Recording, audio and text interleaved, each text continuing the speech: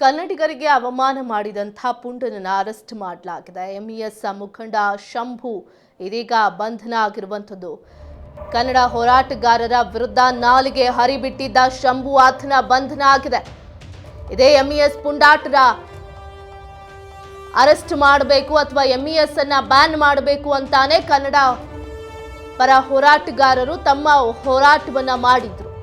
ಇದೇ ಕನ್ನಡಿಗರ ವಿರುದ್ಧ ನಾಲಿಗೆ ಹರಿಬಿಟ್ಟಿದ್ದಂಥ ಶಂಭು ಬಂಧನ ಆಗಿದೆ. ಸಾಮಾಜಿಕ ಜಾಲತಾಣದಲ್ಲಿ ಪ್ರಚೋದನಾಕಾರಿ ಪೋಸ್ಟ್ ಅನ್ನ ಮಾಡಿದ್ದ.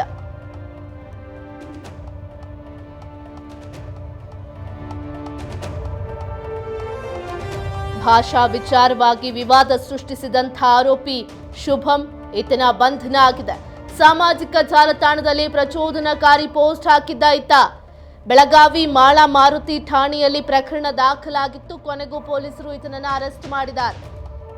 ಬಹುಶಃ ಕರ್ನಾಟಕ ಬಂದ್ ಆಗಿದ್ದೇ ಈ ಎಂಇಎಸ್ ಪುಂಡಾಟವನ್ನ ನಿಲ್ಲಿಸಬೇಕು, ಬ್ಯಾನ್ ಮಾಡಬೇಕು ಅನ್ನೋ ಕಾರಣಕ್ಕೆ ಕರ್ನಾಟಕ ಬಂದ್ ಮಾಡಲಾಯಿತು.